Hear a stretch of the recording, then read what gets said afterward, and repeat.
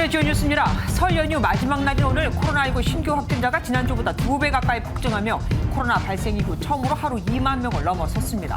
내일부터는 고위험군만 PCR 검사를 받고 지정된 병의원에서 치료제를 처방하는 체계로 전환됩니다. 여야 4당 대선 후보가 내일 열릴 첫 TV 토론 준비에 집중하고 있는 가운데 더불어민주당 이재명 후보가 코로나 피해 지원을 위한 50조 원 이상 긴급 명령권 발동을 약속했습니다. 국민의힘 윤석열 후보는 김종인 전 총괄선대위원장에게 설 맞이 전화 인사를 한 것으로 알려져 향후 관계 설정에도 이목이 쏠립니다. 벤투 감독이 이끄는 축구 대표팀이 시리아를 2대0으로 꺾고 10회 연속 월드컵 본선 진출을 확정했습니다. 10회 연속은 아시아 최초이자 세계 6번째 기록입니다. 광주 아파트 붕괴 현장 26층에서 네 번째 실종자가 어제 발견됐다고 사고 수습본부가 밝혔습니다. 그렇지만 26톤 규모의 콘크리트가 무너져 내려 구조 작업은 잠정 중단됐습니다. 북한 김정은 국무위원장이 부인 리설주 여사와 함께 설 명절 경축 공연의 모습을 드러냈습니다. 리 여사가 공식 석상에 등장한 건 지난해 9월 이후 145일 만입니다. 연휴 마지막 날 귀경객이 몰리며 오후 내내 이어진 고속도로 정체는 조금 전 절정을 보였지만 밤 9시부터 해소가 될 것으로 보입니다. PCR 검사가 가능한 고속도로 휴게소 검사소엔 출근을 앞두고 코로나19 검사를 받으려는 시민들이 몰렸습니다. 놀라셨죠? 예상은 했지만 이렇게나 빨리 확진자가 늘 줄은 몰랐습니다.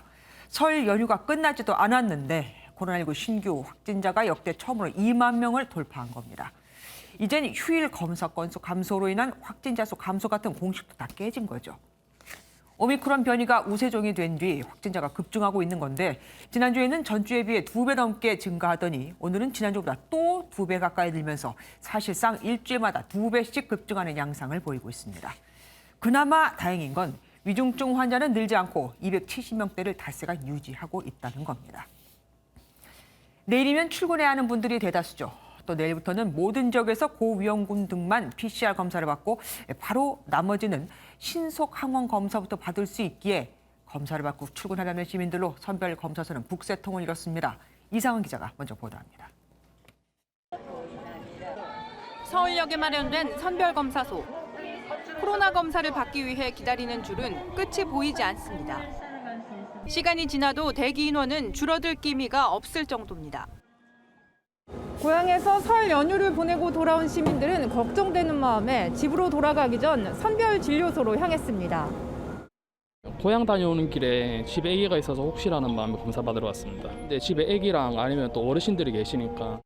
고향이 영덕인데 명절 끝나고 내일 출근하기 전에 혹시 몰라서 검사 받고 가려고. 2만 명을 넘어섰지만 연휴 여파가 이어지는 2월 한 달이 고비가 될 거란 전망입니다.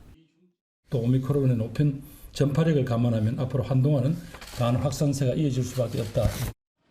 내일부터는 60세 이상 고령자, 밀접 접촉자, 해외 입국자 등 우선 검사 대상자의 경우만 바로 PCR 검사를 받을 수 있습니다. 이들 외엔 선별진료소나 동네 병의원 등에서 신속 항원 검사를 받아 양성이 나오면 PCR 검사를 받을 수 있습니다.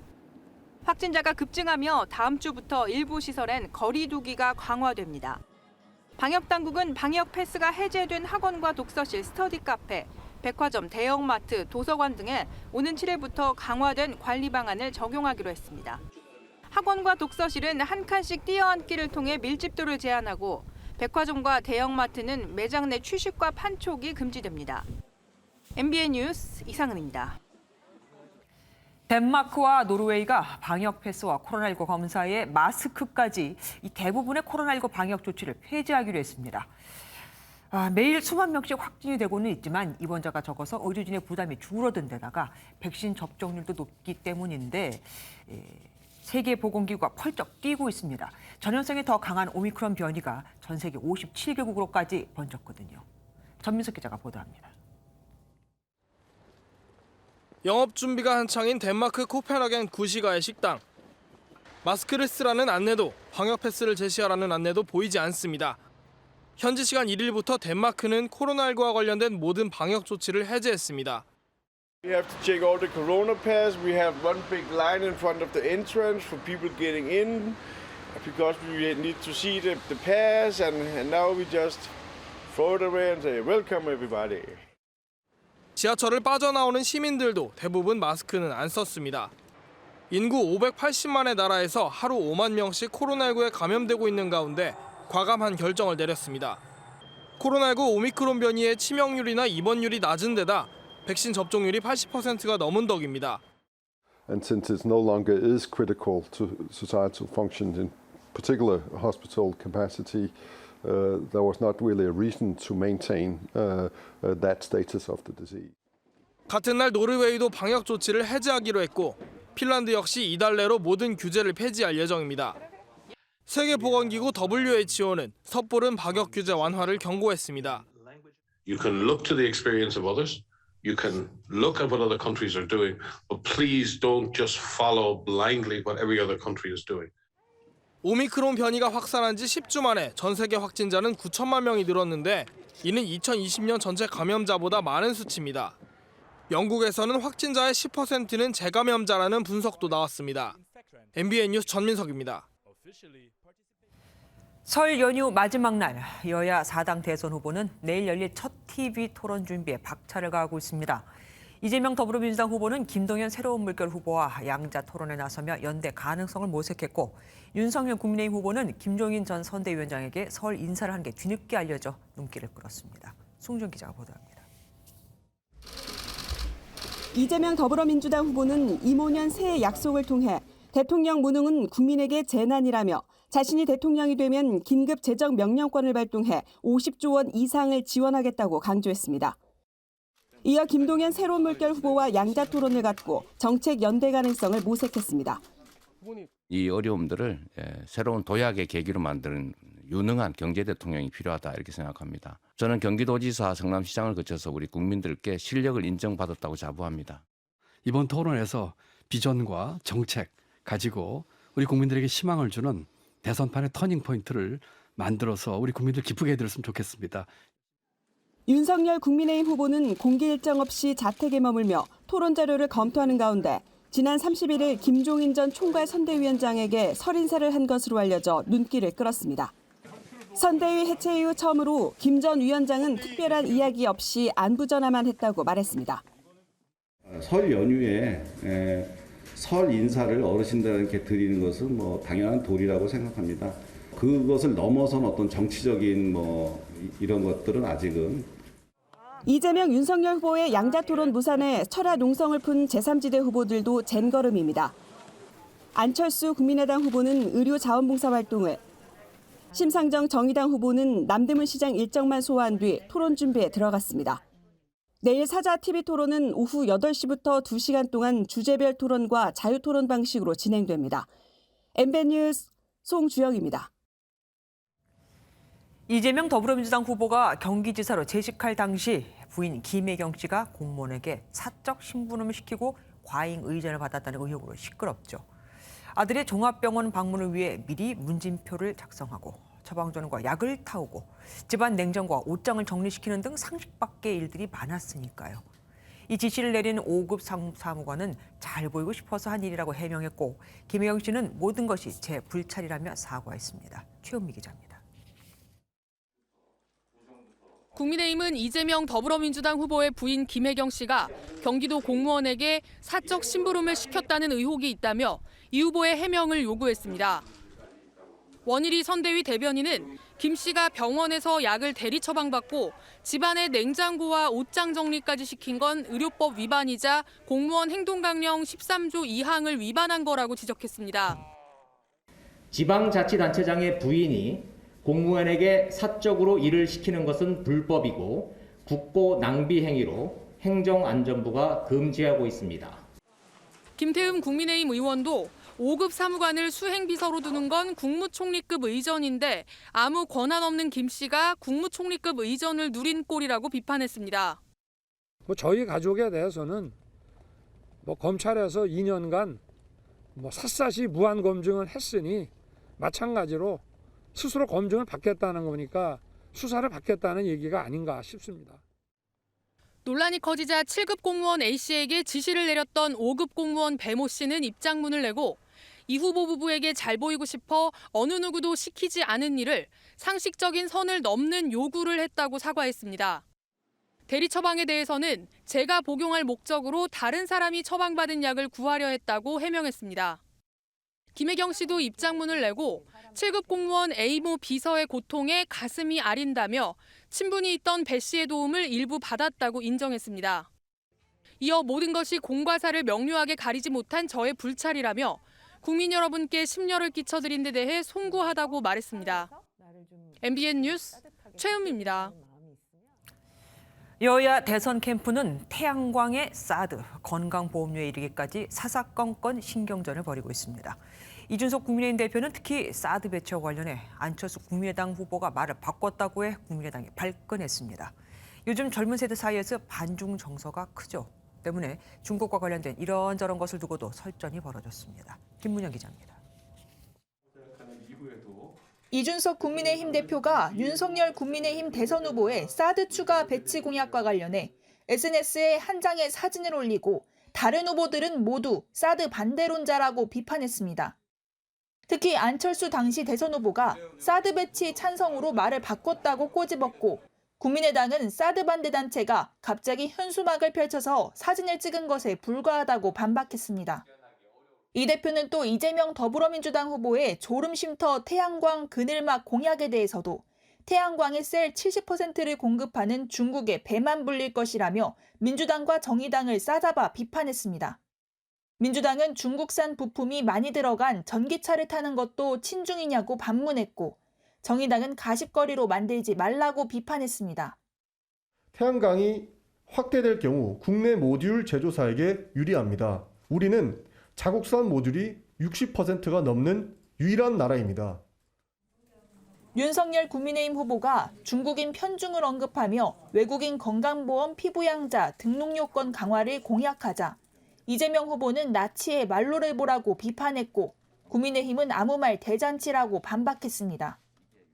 건강보험제도의 건전성을 제고하고 가입자 간 공정성을 높이기 위해 현행 의료제도의 문제점을 개선하자는 주장을 극우 포퓰리즘으로 몰아가는 것은 아무 말 대잔치이자 흑색 선전에 불과합니다. 중국이 수차례 거론된 여야의 공방에 일각에선 절대 강자 없는 지지율 혼전이 계속되면서 최근 2030 청년층에 반중 정서를 활용한 정치권의 표 계산이 작용했다는 지적도 나옵니다. MBN 뉴스 김문영입니다.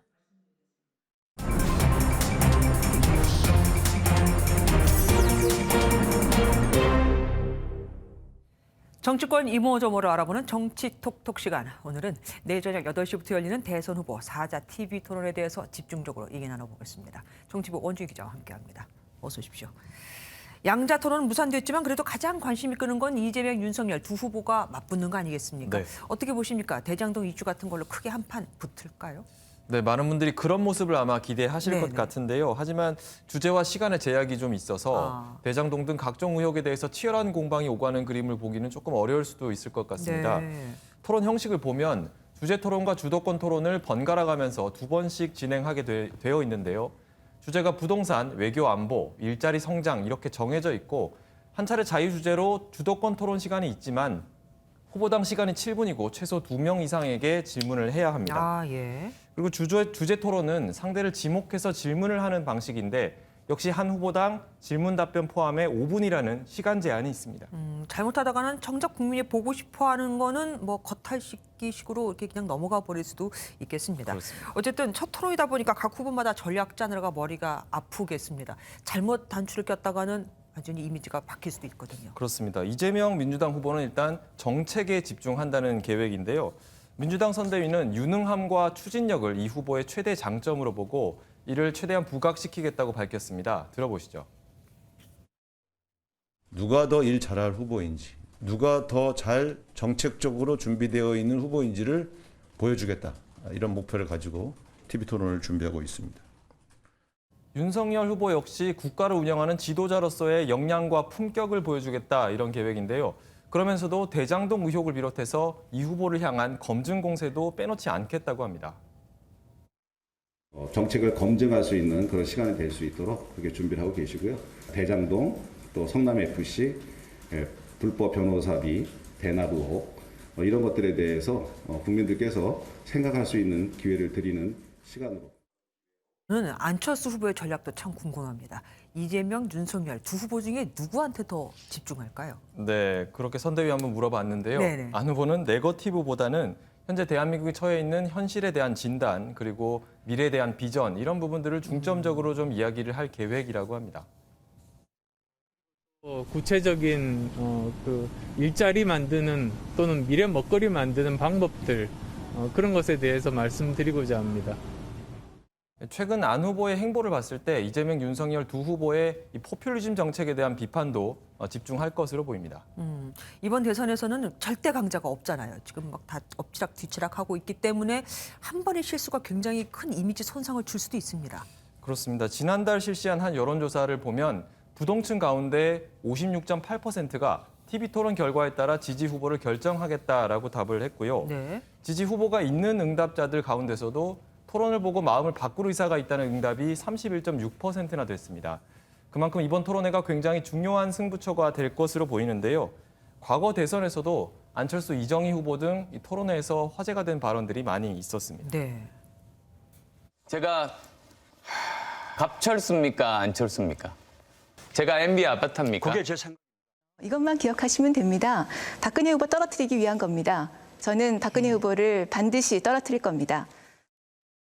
우리나라에서도 저랬지만 사실 미국에서도 엘고가 우세하다는 걸 뒤집고 부시가 더 유리해진 그런 기억도 사실 있습니다. 네.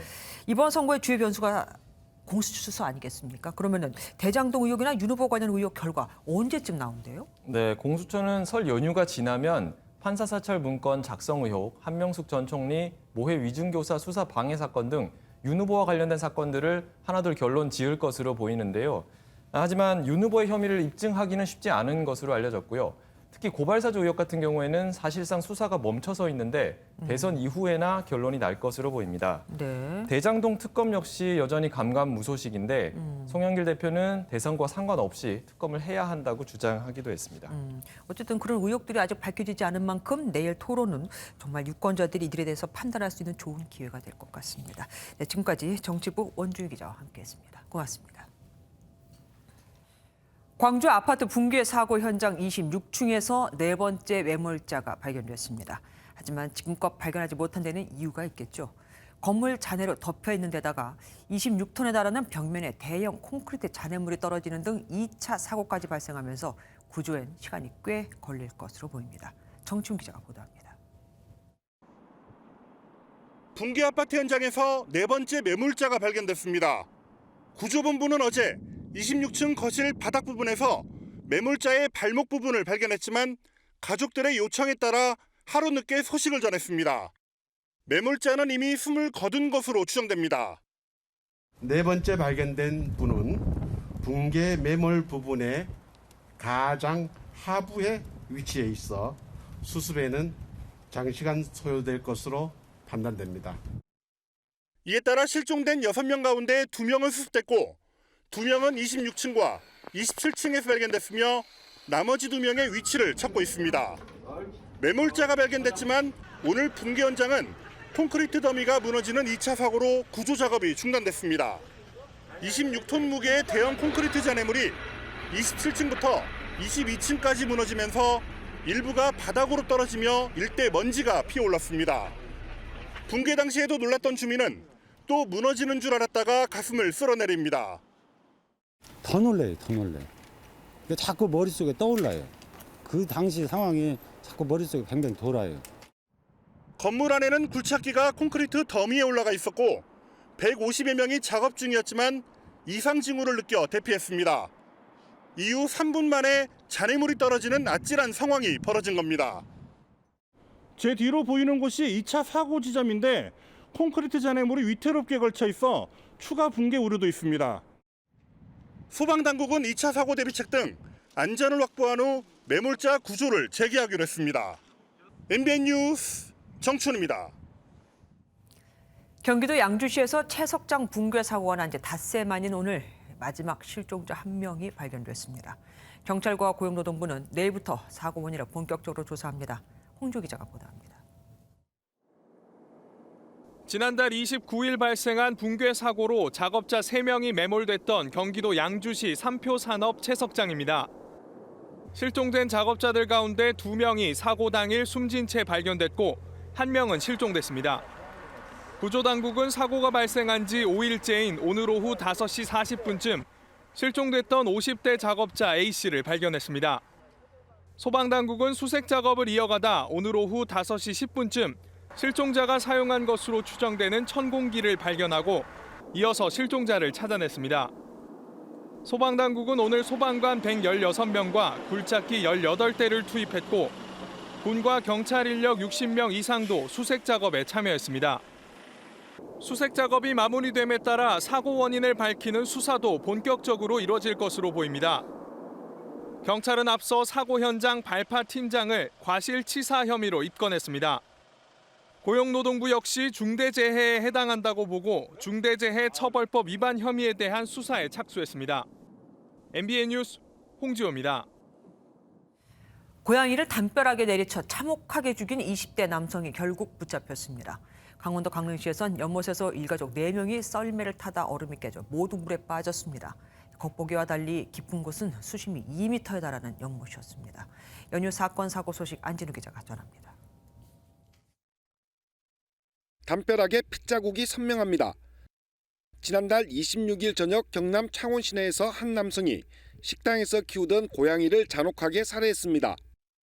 고양이의 꼬리를 잡은 채 담벼락에 내리쳐 죽인 겁니다. 식당가에 머물던 길고양이였는데 1년 전부터 식당 주인이 돌보고 있었습니다. 팔고 남은 음식 같은 걸 조금 챙겨주다 보니까 이 가게 곁을 안 떠나더라고요. 집도 마련해주고 저는 그분 얼굴을 본 적이 없어서. 동물보호단체는 고양이를 살해한 남성을 처벌해달라며 청와대 국민청원에 글을 올렸고 경찰은 인근 CCTV를 분석해 20대 남성을 긴급 체포했습니다. 경찰은 이 남성을 상대로 추가 범행 여부를 조사하고 있습니다. 강원 강릉시의 한 연못입니다. 119 구조대원이 물에 빠진 사람을 끌어올립니다. 다른 소방대원은 조심스레 줄을 당깁니다. 고무대야에 몸을 실은 아이들이 얼음 위로 간신히 올라옵니다. 연못에서 썰매를 타던 일가족 4명이 얼음이 깨지면서 물에 빠졌습니다. 119 구조대는 3살과 4살 여자아이를 먼저 구하고 50대 여성과 60대 남성을 17분 만에 구조했습니다. 가까운 인접한 곳에는 얼음이 얼어있을 수 있어도 가운데 수심이 깊은 곳으로 가게 되면 얼음이 옅거든요. 조심할 필요가 있는 것 같습니다. 두 부부는 손녀들에게 썰매를 태워주기 위해 얼음이 언 연못을 찾았다 사고를 당한 것으로 확인됐습니다. MBN 뉴스 안진우입니다. 북한 김정은 국무위원장이 부인인 리설주 여사와 함께 설 명절 경축 공연을 관람했습니다. 리설주 여사가 공식 석장에 등장한 건 지난해 9월 이후 약 5개월 만입니다. 미국은 북한의 중거리 탄도미사일과 관련해 3일, 그러니까 우리 시각으로 내일이죠, 안보리 소집을 요구했습니다. 임성재 기자입니다. 설 명절 경축 공연이 열린 평양 만수대 예술극장에 김정은 국무위원장이 등장합니다. 빨간 한복을 곱게 차려입은 부인 리설주 여사도 동행해 쏟아지는 박수갈채에 화답합니다.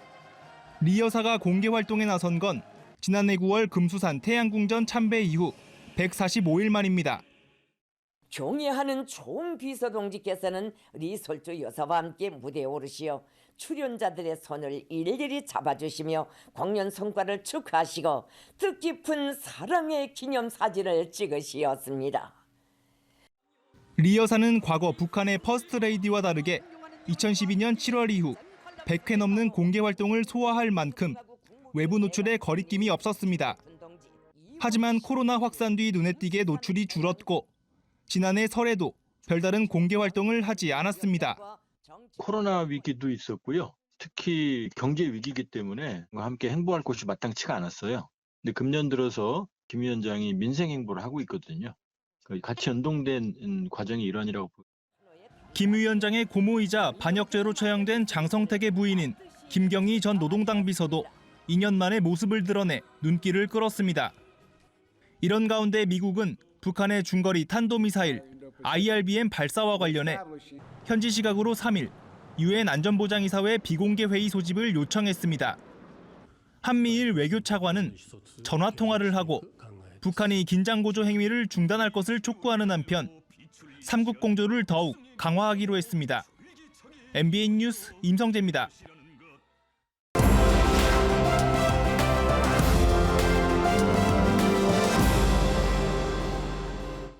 오늘 있었던 화제의 뉴스를 모아 보내드리는 픽뉴스 시간입니다. 길기영 기자 나와 있습니다. 어서 오십시오. 첫 번째 키워드 뭡니까? 네, 첫 번째 키워드는 백마 타고 질주입니다. 요즘 같은 때 백마를 타고 질주할 만한 사람이 누가 있을까요? 네, 정답을 먼저 말씀드리기 전에 먼저 영상부터 보면요. 백마를 타고 엄청난 속도로 초원을 질주하는 한 남성 보이시죠? 아, 네, 알겠습니다. 언뜻 봐도 승마 실력이 상당해 보이는데요. 바로 김정은 북한 국무위원장입니다. 북한 조선중앙TV가 어제 공개한 기록 영화의 한 장면인데 김 위원장은 말의 고삐를 한 손으로 잡고 질주하는 등 승마 실력을 뽐냈습니다. 아, 진짜 어릴 때부터 탔나 봐요. 굉장한 실력이네요. 네, 측근과 함께 말을 타는 모습도 공개됐는데요. 부인 리설주 여사는 물론이고요. 동생인 김여정 당 부부장, 조영원 당 조직비서, 현송월 당 부부장까지 5명이 함께 말을 타는 장면도 공개됐습니다. 북한에서 백마는 김일성 주석부터 내려오는 백두혈통의 상징이라고 하는데요. 예. 김 위원장이 탄 말은 특히 황금색 풀레를 착용하고 있다고 합니다. 김 위원장이 말을 타고 전력 질주하는 장면이 공개된 건 이번이 처음이라고 합니다. 승마도 다이어트가 된다던데 그 덕에 김 위원장이 살을 뺐는지도 모르겠습니다. 자, 다음 키워드 보겠습니다. 네, 다음 키워드는 축구 팬의 분노입니다. 아니, 어느 나라에서 우리는 이겼으니까 우리나라는 아닐 거고요. 네, 어디입니까? 바로 중국입니다. 영상을 보면 축구를 보던 한 남성이 갑자기 망치를 들더니 화면을 깨버리고 분이 덜 풀렸는지 TV를 바닥에 던져버리기까지 합니다. 중국 남자 축구 대표팀이 어제 베트남에 1대3으로 대패하자 분풀이를 하는 모습인데 중국은 이번 패배로 월드컵 본선 진출에 실패했습니다. 아니, 물론 지면 화가 날 수는 있죠. 근데 저렇게까지 화를 낼 이유가 있습니까? 네, 상대팀이었던 베트남은 월드컵 최종 예선에 처음으로 진출한 팀이었고 이전까지 7연패를 당한 상황이었습니다. 중국 축구 팬들 입장에선 해볼만 하다고 생각했을 텐데 기대가 크다 보니 실망도 컸습니다. 실제 베트남에 패배한 게 62년 만이라고 합니다. 또 어제는 중국의 가장 큰 명절인 춘제였는데 축구 대표팀의 패배로 춘제 분위기가 얼어붙어 버렸습니다. 축구 팬, 누리꾼들이 인터넷으로 많은 불만을 드러냈는데 중국 SNS 웨이보에는 중국 패배 관련 해시태그가 2시간 만에 128만 건 이상 조회수를 기록했다고 하고요. 누리꾼들은 14억 인구 중에 11명을 못 뽑느냐, 귀국하지 마라 등의 비판을 쏟아냈다고 합니다. 명절에 온 가족이 모여서 응원을 했는데 지면 물론 화가 날 만도 하지만 자기 집 TV잖아요. 대단합니다. 자, 다음 키워드 보겠습니다. 네, 다음 키워드는 식당 난투극입니다. 어디서 왜 난투극을 벌였습니까? 네, 미국 펜실베이니아주에 있는 한 뷔페 식당에서 벌어진 일인데요. 네. 영상을 보면 누군가 의자를 들어 상대방에게 던지는 모습도 보이고요. 네. 누군가는 놀라서 도망치는 등 식당이 완전 아수라장이 됐습니다. 그러네요. 경찰은 40명 이상이 연루된 것으로 보고 있는데 다행히 심각한 부상을 입은 사람은 없는 것으로 전해졌습니다. 그래서 저 싸움이 벌어진 이유는 뭡니까? 네, 황당하겠지만 바로 스테이크 때문이라고 합니다. 목격자들은 뷔페의 스테이크가 다 떨어지면서 손님 사이에 마찰이 빚어졌다고 주장했는데요. 스테이크가 부족한 상황에서 한 가족이 다른 가족 앞에서 새치기에 스테이크를 가져가면서 말싸움이 시작됐고 결국에는 이렇게 집단 난투극까지 이어졌다고 합니다. 고기와 새치기가 엮이면 그렇게 화가 날 만도 하지만 40명이 저랬다는 건 좀 이해가 어렵습니다. 다음 보겠습니다. 호떡 던진 손님의 최후, 사람한테 던졌나 봐요? 네, 맞습니다. 지난해 9월 대구의 한 호떡 가게에서 손님이 홧김에 호떡을 던진 사건 기억하시는 분들 많을 겁니다. 예, 맞아요. 호떡을 잘라달라는 요구를 거절하자 손에 들고 있던 호떡을 기름에 던졌고 기름이 튀어 주인이 손등, 어깨 등에 화상을 입은 사건인데요. 해당 남성이 법원에서 결국 징역 1년의 실형을 선고받았습니다. 재판부는 피해자는 평생 흉터와 정신적 고통을 지닌 채 살아가게 됐다며 진심 어린 사죄나 피해 복구를 위한 노력을 제대로 하지 않은 점 등을 고려했다고 밝혔습니다. 트라우마로 본업에 지장이 있으면 안 되죠. 정말 한순간에 화를 못 참은 게 저렇게 큰 대가로 돌아온 사건을 봤습니다. 다음 키워드 보겠습니다. 악어 배. 어디서 있었던 일입니까? 네, 인도네시아 한 마을에서 벌어진 안타까운 일입니다. 실종된 청년이 악어 뱃속에서 숨진 채 발견됐다고 하는데요. 야우타라는 청년은 마을 인근 강가에서 실종됐는데요. 수색팀이 악어에게 피해를 봤을 가능성이 있다고 보고 악어를 잡았습니다. 정말 큰데요? 네, 영상을 보면 몸집이 엄청나게 큰 악어 주변에 이제 마을 사람들이 몰려 있는데 길이만 7m라고 합니다. 이제 악어 배를 가르자 시신 일부가 발견됐고 가족들은 물론 마을 사람 전체가 모두 통곡했다고 합니다. 이 마을에선 종종 악어 때문에 주민들이 피해를 입는 일이 발생한다고 합니다. 신인 악어는 마을에서 없애는 게 맞지 않을까 싶습니다. 오늘 여기까지 듣겠습니다. 길기범 기자와 함께했습니다. 고맙습니다. 한겨울 내내 이어진 한파로 얼어붙은 강이나 저수지에서 얼음 낚시가 인기인데 내일 모레가 입춘인 거 아시죠? 얼음이 녹고 있는데도 안전장비 하나 없이 낚시에 열을 올리고 있는 낚시꾼들이 꽤 많습니다. 김명현 기자가 현장 취재했습니다. 저수지 한가운데 커다란 얼음 구멍 사이로 사람이 빠져 있습니다. 소방대원들이 밧줄과 구명 튜브를 이용해 구조에 나선 뒤에야 물에서 빠져나옵니다. 낚시를 하다 얼음이 깨져 물에 빠진 남성 2명이 소방대원들에게 구조돼 목숨을 건졌습니다. 겨울철 빙어 낚시의 성지로 불리는 한 저수지를 찾아가 봤습니다. 코로나19 확산으로 낚시를 자제해달라는 현수막은 있으나 마나 강태공들마다 얼음에 구멍을 뚫고 빙어 낚시 삼매경에 빠져 있습니다. 따뜻한 날씨로 얼음이 쩍쩍 갈라지는 소리가 나는데도 태어난 모습입니다. 얼음 갈라지는 소리 좀 들리고. 아이 괜찮아. 겁나. 얼음이 안 깨져. 얼음 깨져. 가장자리는 이미 얼음이 녹아 물이 흥건한데도 안전장비를 갖춘 사람은 어디에도 없습니다.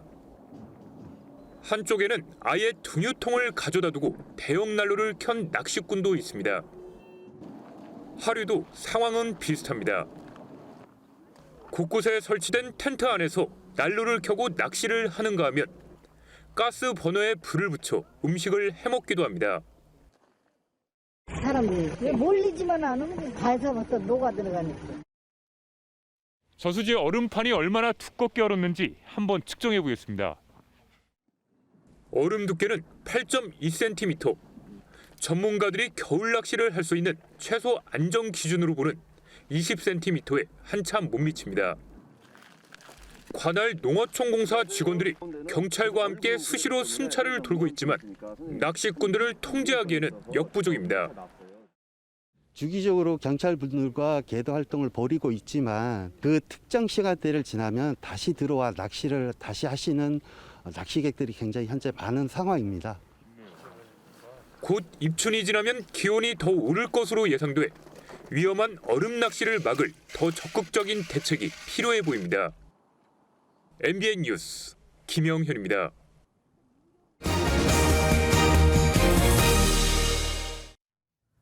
설 연휴 마지막 날이니 오늘은 좀 덜 밀리겠지 하신 분들 많죠. 귀경길 상황 알아보겠습니다. 서울유금소의 취재기자 나가 있습니다. 김태형 기자, 지금 막바지 귀경하시는 분들 꽤 많을 것 같은데 상황 어떻습니까? 네, 오늘 하루 전국에서 차량 428만 대가 움직이고 지방에서 수도권 방향으로는 46만 대가 이동할 것으로 예상되는데요. 귀경 방향 정체는 오늘 오후 4시쯤 가장 심했고 저녁이 되면서 조금씩 숨통이 트였습니다. 지금은 일부 구간을 제외하고 비교적 원활한 흐름을 보이고 있습니다. 폐쇄회로 화면 통해 자세한 도로 상황 알아보겠습니다. 먼저 경부고속도로 청주 부근입니다. 서울 방향으로 차량들이 조금씩 속도를 내고 있습니다. 다음은 서해안 고속도로 서평택 분기점입니다. 서울 방향으로 정체됐다가 조금씩 해소되고 있습니다. 저녁 8시를 기준으로 서울로 오려면 부산에서 4시간 30분, 광주에서 3시간 20분, 대전에서 2시간 10분이 걸릴 것으로 보입니다. 한국도로공사는 오후 9시쯤 고속도로 정체가 완전히 풀릴 것으로 전망하고 있습니다. 집에 가기 전에 휴게소에서 코로나19 검사하는 분도 꽤 많을 것 같습니다. 네, 정부의 설 특별방역 대책에 따라 고속도로 휴게소 7곳에서 검사가 가능했는데요. 휴게소 임시선별 검사소는 서울로 올라오기 전 미리 PCR 검사를 받으려는 귀경객들로 붐볐습니다. 가족들 다 여럿이 모여서 이제 다 즐거운 명절 보내고 이제 일상생활을 복귀하기 위해서 그래도 혹시나 하는 마음에 지금 1시간 한 20분, 30분 정도 줄 섰다가 온 가족이 다 검사를 하고 이제 집으로 돌아가는 길입니다. 안성휴게소 서울 방면, 이천휴게소 하남 방면, 용인휴게소 인천 방면 등에 마련된 고속도로 휴게소 임시선별검사소는 20일까지 계속 운용됩니다. 지금까지 서울요금소에서 MBN 뉴스 김태형입니다.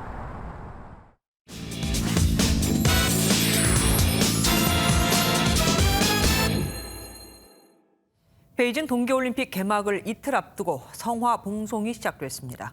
코로나 때문에 성화봉송과 개막식 모두 이전 올림픽보다 대폭 축소가 된 대신 수륙 양용 유료복과 자율주행차 등이 등장했습니다. 베이징에서 윤석정 특파원이 보도합니다. 그리스 올림피아 신전에서 가져온 성화가 모습을 드러냅니다. 중국의 첫 스피드 스케이팅 세계 챔피언 러즈환 씨가 성화를 넘겨받고 뛰기 시작합니다. 뒤이어 중국의 우주 영웅 징하이펑과 NBA 출신 농구 스타 야오밍 등이 차례로 주자로 등장했습니다. 이곳 올림픽 공원을 출발한 성화는 베이징과 옌칭, 장자커우를 거쳐 개막식이 열리는 베이징 주경기장에 도착합니다. 사흘 동안 총 300여 킬로미터 구간에 모두 1,200명의 주자가 성화를 이어받아 달립니다. 这个梦啊，做了将近60年了，今年终于解了这个梦啊，我多高兴啊！ 수륙 양용 로봇과 수중 로봇을 통해 올림픽 역사상 처음으로 수중 성화봉송도 진행되고 자율주행차도 성화주자로 등장합니다. 다만 최종 주자가 누구인지와 주경기장 성화대를 밝힐 점화 방식은 아직 공개되지 않았습니다. 또 코로나로 인해 성화봉송과 개막식은 이전 올림픽보다 간소하게 치러지게 됐습니다. 2008년 베이징 하계 올림픽만 해도 성화는 130일간 지구둘레 3바퀴 반인 13만 7천 킬로미터를 돌았고 봉송자도 2만 1,800명에 달했습니다. 개막식 역시 2008년 4시간에 달했던 행사 시간이 이번엔 100분으로 공연 인원도 15,000명에서 3,000명으로 축소됐습니다. 베이징에서 MBN 뉴스 윤석정입니다. 설 연휴 마지막 날인 오늘 하늘은 맑고 쾌청하지만 종일 칼바람이 불어들면서 볼에 닿는 공기가 무척이나 차가우셨죠. 날이 더할수록 아침과 낮 기온 점점 낮아지면서 주말 아침 기온은 영하 10도까지 뚝 떨어지겠습니다. 눈이 내린 뒤 찾아온 한파로 제설 작업이 이뤄지지 않은 곳에서는 빙판길 주의하셔야겠습니다. 북쪽에서 찬 공기가 계속해 내려오면서 한파특보가 발효 중인 중부와 경북 북부를 중심으로요. 내일 아침 기온 영하 10도를 크게 밑도는 곳이 많겠습니다. 설 연휴가 끝나고 일상으로 돌아가는 첫날이기 때문에 추위에 대한 건강관리가 더 필요해 보입니다. 한편 강원 영동과 영남 지방을 중심으로는 대기가 무척이나 건조합니다. 바람도 강하게 불어서 화재를 특별히 유의해 주셔야겠습니다. 찬바람에 공기는 당분간 깨끗하겠고요. 오늘 밤부터 내일 새벽 사이 중부지방과 호남, 또 경북 북부 내륙에는 산발적으로 눈발이 날릴 수 있겠습니다. 강릉의 아침 기온은 영하 4도로 출발하겠고요. 한낮 기온은 5도가 예상됩니다. 찬바람의 체감 추위는 더할 수 있겠습니다.